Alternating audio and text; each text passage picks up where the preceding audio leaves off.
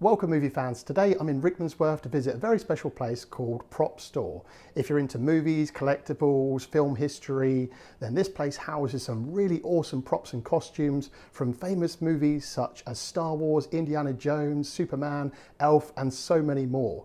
Now, just to give you a little bit of background on this place before we take a look around, back in 1998, there was a guy named Stephen Lane who used to go about hunting down collecting film props and memorabilia and costumes. But he didn't just stop at collecting, he turned it into a full-blown business. And now, over 25 years later, PROPSTORE is recognised as one of the most respected names in the industry and the hobby, and has over 70 employees, and they have offices in London and Los Angeles, and has a massive archive of over 25,000 props and costumes. Now, just before I take a look around, there's going to be a special exhibit, which is going to be some of the stuff that they're going to be auctioning at next month's 3-day auction. I'm going to provide more details about that at the end of this vlog. So without further ado, let's take a look around the movies. So just behind me over here we have David's costume from Prometheus, and I'm told that that thing he's holding was like a working flamethrower. The detail on the costume is awesome. It's honestly, watching it on the video like you're doing now, it just doesn't justify. It's not the same experience as being here and seeing it, seeing all the little details.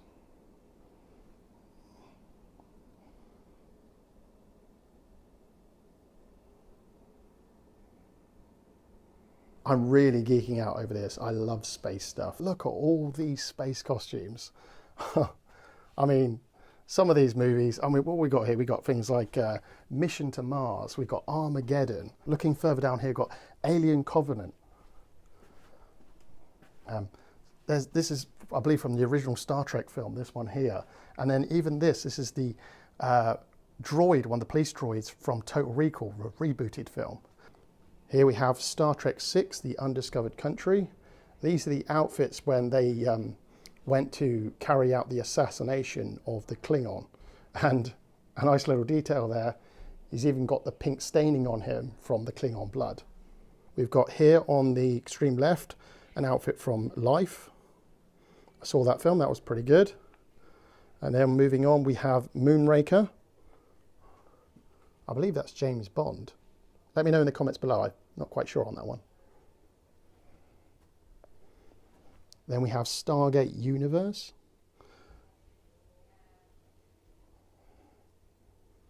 And then on to Mission to Mars. This is a guilty pleasure film. I love that film. I love all the detail. Look at the mission patch. That's awesome.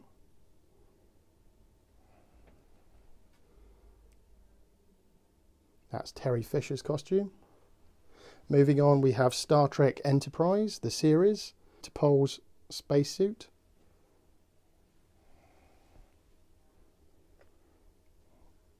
That spacesuit's from Electric Dreams.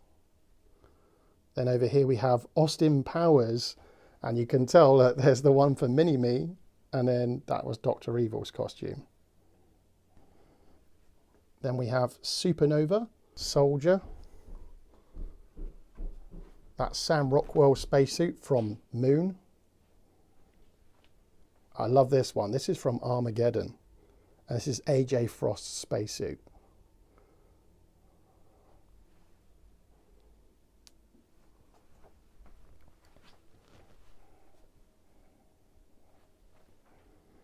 Then we have the Red Planet, which is that blue costume there.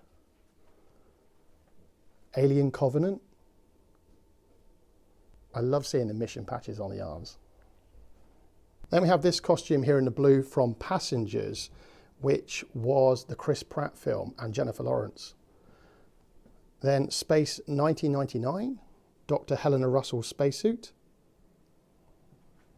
Another spacesuit from Life, which is this one right here. Over there we have Event Horizon, and that's Miller's spacesuit. This one's from the Core. Just standing in this reception area, I mean, if this was the entire tour, I would be happy already. I mean, just give you one last look at all these different spacesuits.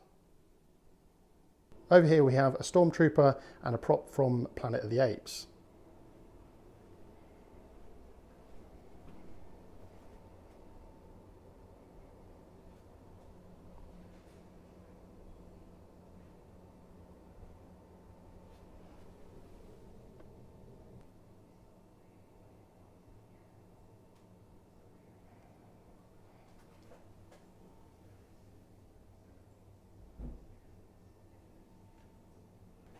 And there's a Return of the Jedi poster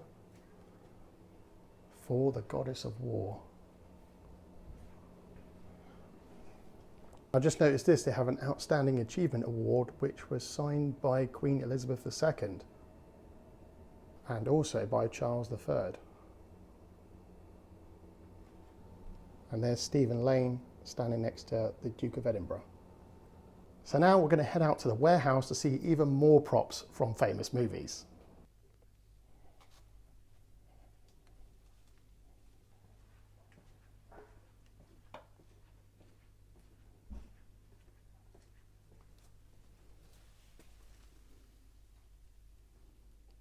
So this here is Ibrahim, who's consignments manager at PROPSTORE London, UK, who very kindly agreed to show me around the warehouse, imparting his expertise and all the amazing things they have on display here. Now the reason you can't hear his voice is because I just had the one microphone strapped to me, and at times it was a bit hard to hear him, so that was really my mistake. So what he's pointing out to you here is these are the walls that were used in the film Prometheus that aligned all the corridors on the spaceship, and they've used them here in the warehouse to separate off different parts of the warehouse. This thing down here is Little Nelly, as it's known in the James Bond film, the Sean Connery film. It was the one where Q Branch made it up and it was aligned with things like machine guns and missiles. They had it at an auction, it didn't sell, and it's still here. Here are two doors from Star Wars The Last Jedi. I'm told they were on Luke's hut on Arc 2, the island that he separates himself from everybody else. And these are the doors that Chewbacca breaks, smashes through when Luke locks himself in there early on in the movie. This droid was designed and used for a marketing promotion of Star Wars. So not screen used, because they would have all been CGI, but still pretty cool. Moving on. Oh, just before, look.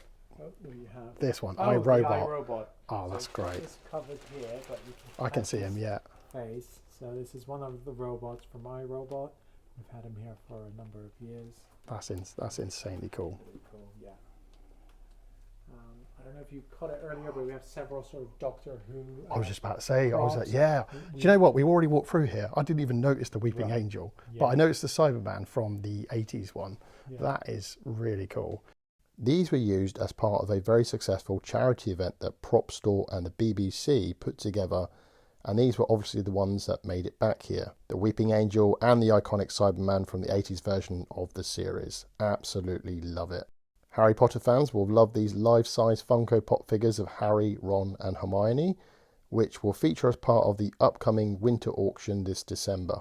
And an amazing R2-D2 replica, which I'm told was part of a marketing campaign on one of the Star Wars films. And over here, this needs no introduction. Needs no introduction. Total geeking out. I mean, as soon as I walked in this warehouse, I saw the Alien Queen. I mean, that is just insanely cool. I mean, it's so big as well. And I've said it before already on this video, you're seeing it on camera, it looks amazing. To actually come here and actually see it in person, it's just a whole level, another experience, because you could just see all those little details that go into making like a costume or a prop of this size.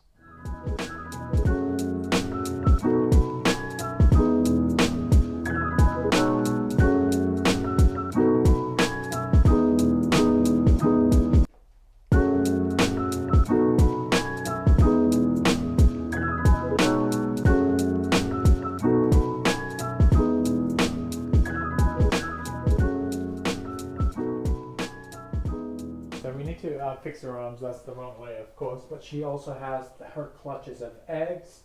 Oh yeah, I didn't even notice the eggs down there. Yeah, ignore the Prometheus vials over Oh there. Wow, do you know what though, that's awesome. Part of it. No, I know, but that's cool to see, because Yes. you know, like just having seen that film as well, that's a nice little touch as well. But she just takes up so much space that there's actually more bits of her. The tail goes out back, but we're just sort of we've shifted things as we have our exhibition, which we can go into right now. Of course, there are many highlights on this tour, but honestly, I'm just so thankful for having seen that. So this is the exhibition space for their upcoming winter auction, and this is just some of the highlight pieces they have, and they have over a staggering 110 lots. But on display here in this room, they have about 70 pieces here, true gems that I can't wait to tell you about. This is Matt Damon's spacesuit from The Martian. The level of detail on it is absolutely unbelievable. Just to give you an idea of the level of what authenticity they went to in making this, I mean, he's pointing out to me right now that you'll see on the front of this, the letters on the front of his suit were written backwards because the astronaut would not have been able to read what these important components were on the front of his suit. He has this mirror on his arm, which he would hold up over that lettering to be able to read it the correct way. The genius prop makers just went above and beyond with this one for sure. Next exciting and very proud piece in their collection is Indy's hat from Indiana Jones and the Temple of Doom, Harrison Ford's fedora. This has an auction guide price of £150,000 to £300,000. On the inside of this hat, it's got the IJ stamped on the sweatband, it's got the maker's mark on it, the size. For adventure fans, this would absolutely be a holy grail piece. He was just telling me that when this came into the building, everyone was so excited.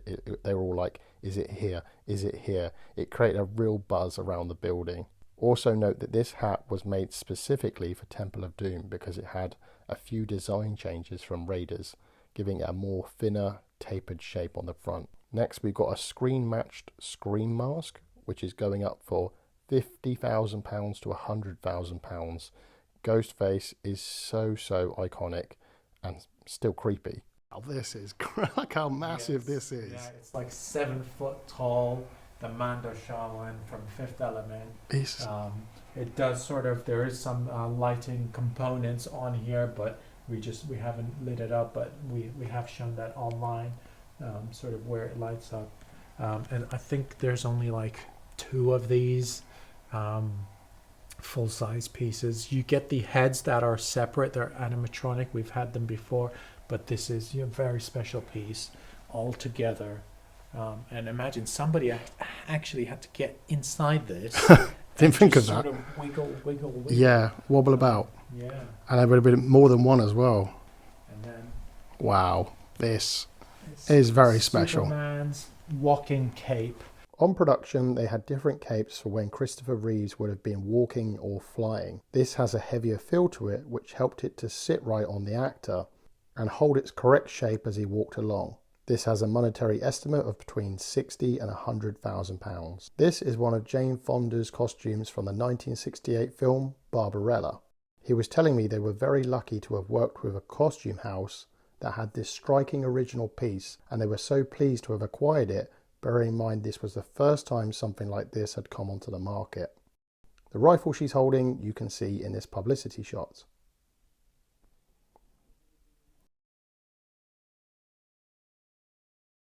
This, as soon as I came in, I saw this. This is Cillian Murphy's awesome spacesuit from the amazing Danny Boyle film Sunshine, the movie where they go on a desperate vital mission to restart the sun. The costume was incredibly delicate but very well preserved and was just so stunning to look at. It was one that was a massive surprise for me to see. I had no idea they had that until I got there. So pleased that I saw it.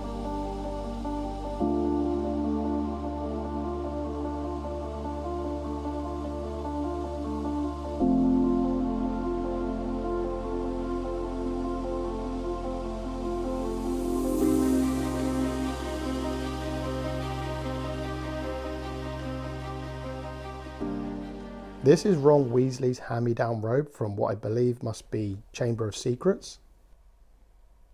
Here we have Terminator 2 signed Arnold Schwarzenegger iconic battle-damaged biker jacket. And below him you can see his kneecap prop, which he would have wore to help him make him look more machine-like underneath. Here we have another eye-catching design mix of aluminium and wood weapon from the film Barbarella. And this is the one she would have been holding in the movie's poster. Game of Thrones fans will recognise these dragons. The giant dragon head was particularly impressive, and the closer I got to it, the more detail revealed itself. Next up is Keanu Reeves' full ensemble from the groundbreaking Matrix films, and you can even see they have his sunglasses too.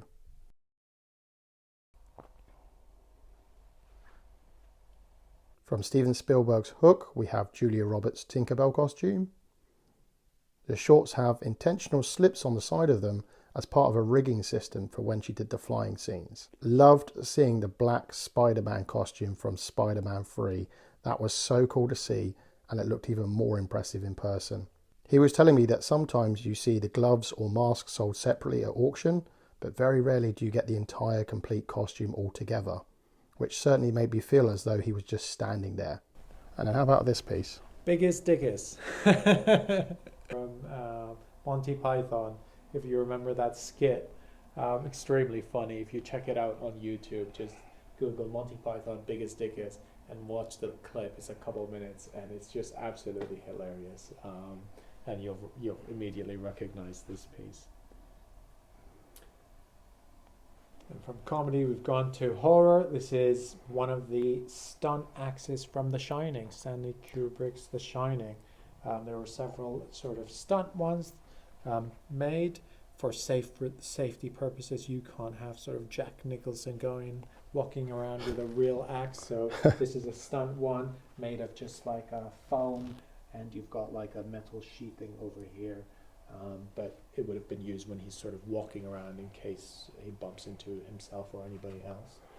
And how about this? Data's screen use costume worn by actor Ke Huy Quan on the Richard Donner classic, The Goonies. It was nice to see all the different badge details up close, something that you wouldn't have been able to see as clear in the movie. Very indicative of the 80s with its collection of scout badges. And then from Cleopatra, we've got like the Pharaoh's headpiece over here. Oh, look at this. A lot of film fans will know this one. Yes, absolutely. It's become sort of a classic now. It's Will Ferrell's costume from the hilarious comedy Elf. And it's got everything. You've got the shoes, you've got the tights, everything. And we've also screen matched it to a really funny scene when he's in the Empire State Building and he's in the lift. And he's pressing all those buttons. So we've been able to screen match sort of the design here, the patterns, when he's just pressing all those buttons, and he's like, oh, which one are you going to do? He's just pressing everything. I mean, honestly, what a really cool thing to, like, the fact that you said it's matched up to a scene, and it's a scene that everybody absolutely knows and loves. As soon as you mention that, everyone knows exactly what you're talking about. Yeah.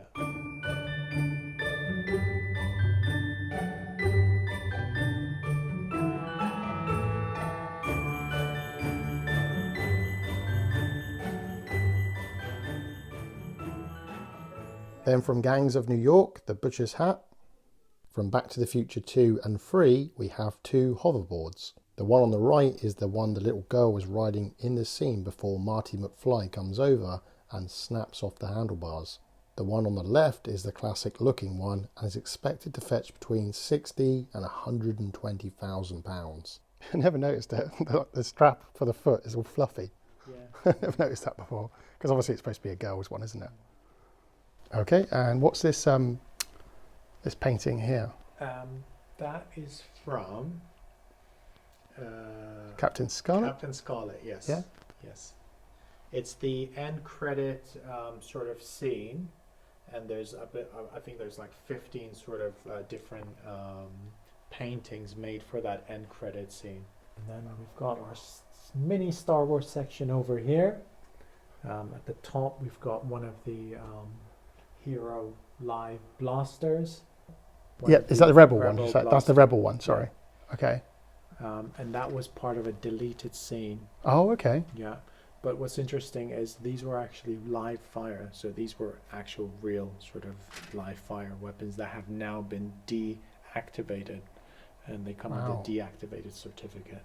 But at one point, before it came sort of into the film world, these were real live weapons, which is absolutely amazing about Star Wars, and something we'll touch up on for the Boba Fett, that was also a live sort of real weapon. Which is really interesting. And then we have our Rebel pilot helmet over here. Okay. And this has an estimate of £300,000 to £600,000. Believe that there's only 2 of those ever in existence. And then we've got our A-wing helmet with the chest box from Return of Jedi.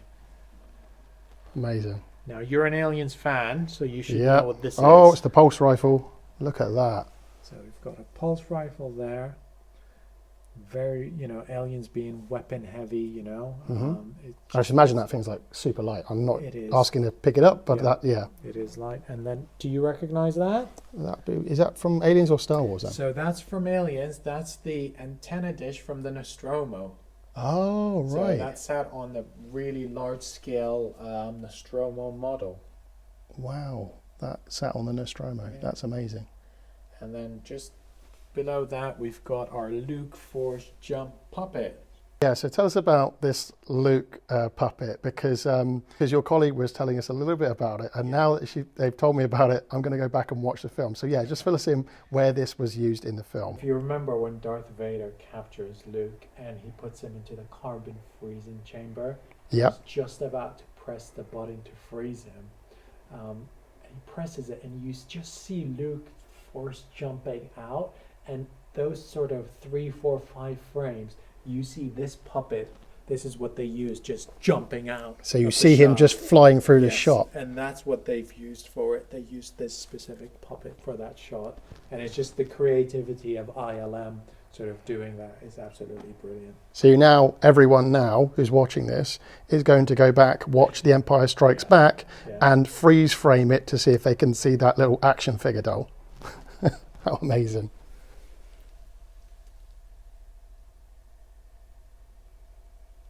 And then from Jurassic Park, we've got one of the license plates on one of the sort of the vehicles that was used. The tourism cars, yeah? Exactly, the tour vehicles. And lower down, we've got the brochure, the park brochure, which is awesome. really nice. It's just this sort of thing in a movie, which just makes you smile, doesn't it? The fact that that probably could have got left undone, doesn't need it, but it's just those little details that really add to the whole thing in the picture to make the believability. The paper props, those are really nice to see also. So it's really nice when you see a prop master creating those sort of paper props. Sometimes it's overlooked, but it just adds to it. It's very nice.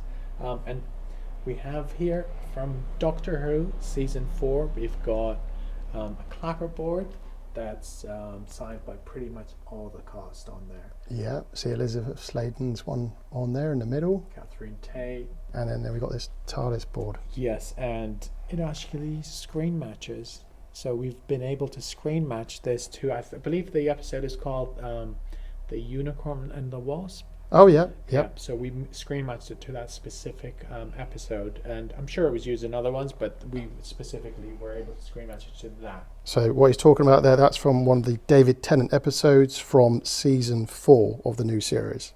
Now, for Game of Thrones fans, we've got quite a selection for you. From a baby Viserion puppet used on season 2 to one of the last sort of seasons when they filmed in the crypt, one of the skulls. We've got Jaime Lannister's golden hand over here. I mean,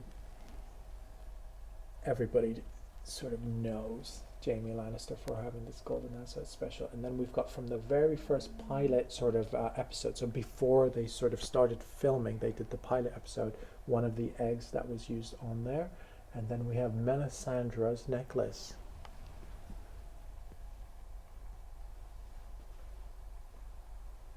Okay, and what's this up at the top there? Now, those are map markers. So the map markers were used sort of on the Great Map. They were used in the introduction sort of to the episodes, and also throughout Seven Kingdoms. And for Harry Potter fans, we have a really nice selection of wands. Voldemort's light up wand over here. We've got Harry's wand, and we have also Hermione's wand. And if wands aren't your thing, we have a Nimbus 2001. That looks amazing. Yeah. And I see even like a London of Hogwarts banknote. Yes. Now that is Harry Potter's platform 9 3/4 Hogwarts Express ticket. Ah, right, the train ticket. Yes. And I see also we've got a load of signatures on here too. Yeah, so that's from Chamber of Secrets. Yeah, that's from the script from the second film, signed by pretty much all the cast. And lower down we've got Hagrid's flute. And so what's these two things down here that aren't Harry Potter? These are from Joe 90. Oh, Joe 90. Snowmobile here. And over here, This is from Batman. We've got Batman 1989. We've got Jack Nicholson's puppet and one of the goons with him. And then we've got several different props from Batman Returns to Batman Forever. We've got one of the Batarangs. We've got the two-faced hat over here, which is really nice. If you get in, you can see of all the detailing there. And then on the other side, it's just plain, and that's sort of indicative of Two-Face. So this Batman Forever one up there, is that the one where you had like a folding? So that's a separate one. So we actually have it in the same auction. There is one that it folds up and it's practical. You can actually fold it up, and then they have static ones which are sometimes on display or like that one, like on a table. Yes, like that one. And then over here, Superman. Yes, we've got Superman's tunic. We've got a Superman clapperboard and a Superman puppet. This would have been used for the flying sort of sequence because. Not everything was shot when sort of Christopher Reeve on a rig. So for most of the flying sequences that you see on a distance, they would have used something like this, a puppet, and they would have just put that on a sort of transparent string and just shoot it across.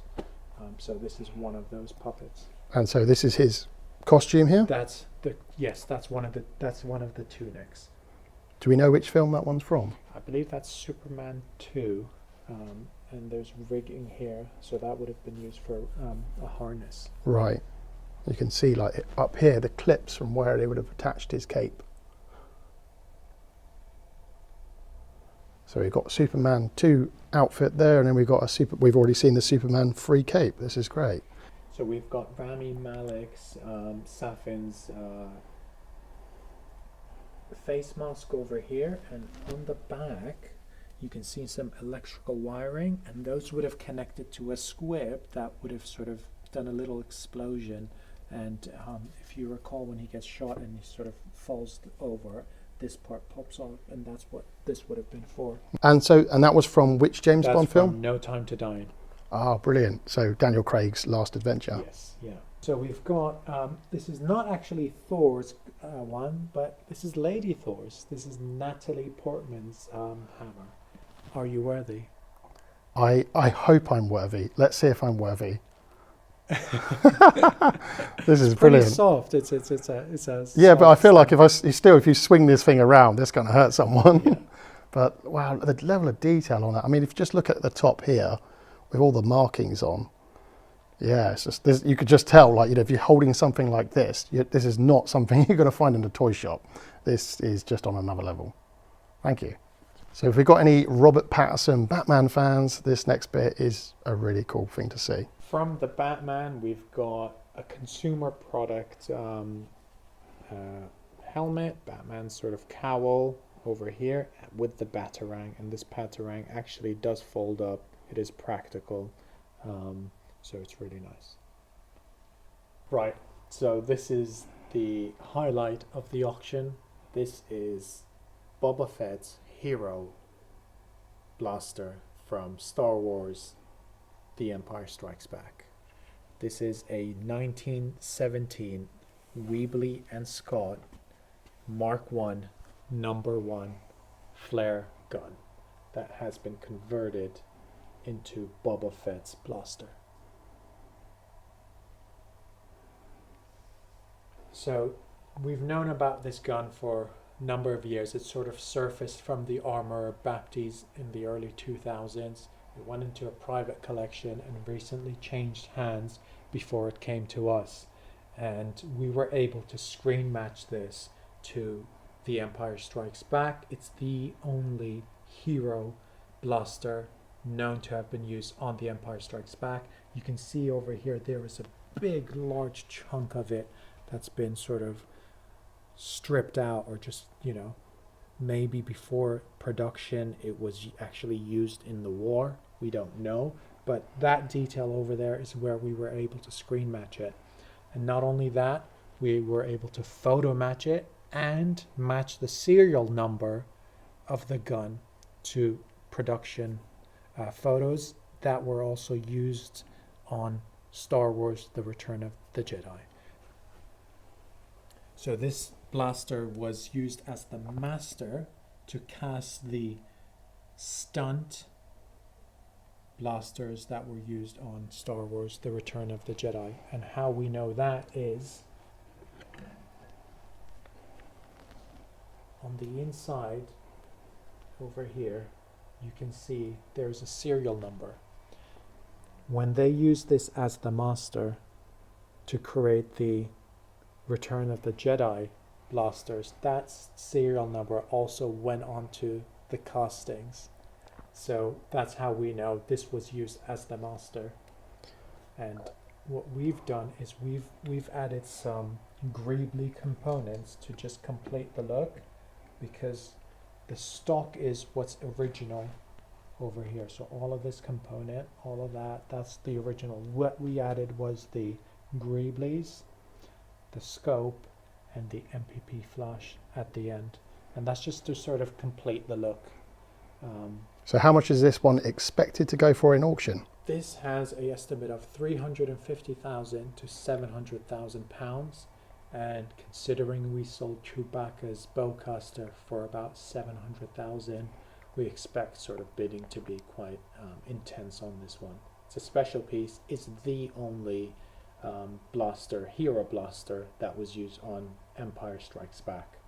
Let's move on. We saw Harrison Ford's fedora, but from Raiders of the Lost Ark, do you recognize this? This is from the Ark of the Covenant. This is one of the ghosts, right? It is, yes. So the team at ILM sort of used these puppets. They put them into like a fish tank and they swirled them, and that's how we sort of see that scene when the ghosts come out of the Covenant.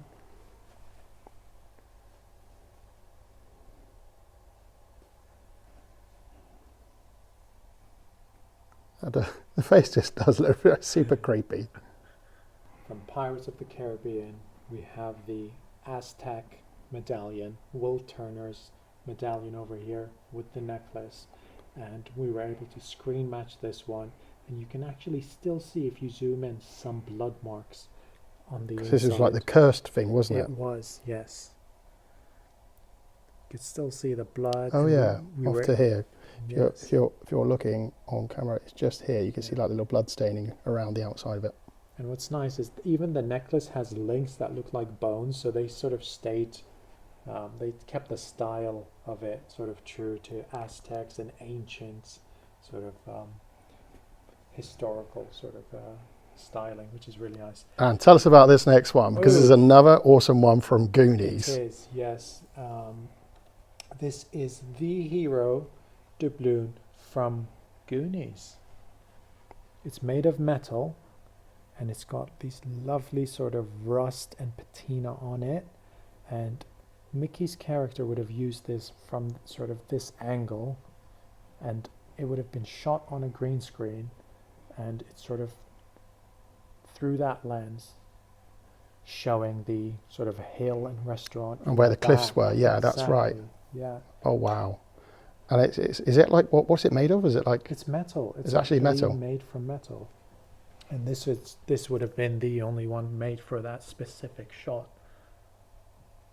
So as you already mentioned, everything in this room is for the auction that's coming up on the 5th of December.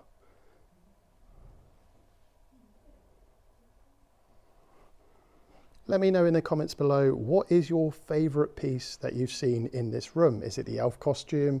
Is it the hoverboard? Is it anything from the Star Wars or the Harry Potter or Game of Thrones, Superman stuff, Batman, Boba Fett's gun? I mean, there's just so many good things in this room.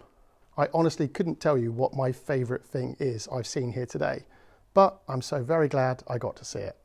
So that does complete our tour of looking around PROPSTORE. Now I'm going to go over a few details concerning the events that they have coming up in the future. First of all, if you would actually like to come and see these props in person yourself, then at the Cumberland Hotel in London, they're hosting a 2-day event where you'll be able to go and view them prior to the auction. And then when it comes around to the auction, this is a 3-day event starting on the 5th of December at the BAFTA in London. The first day being the live auction, doing it in person, and then it goes on for another 2 days where they're auctioning the rest of the stuff online. But if you're interested in any of those events or PROPSTORE itself, I'll leave a lot of the details in the description below.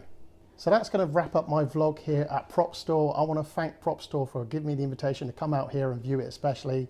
It's been a real highlight as a movie fan. If you did enjoy today's video, then leave us a like and subscribe, and you can check out my channel of all the other playlists surrounding movies to do with movie reviews, movie attractions, movie locations, movie rankings, and so much more. I want to thank you again for watching, and until next time, I'll see you at the movies.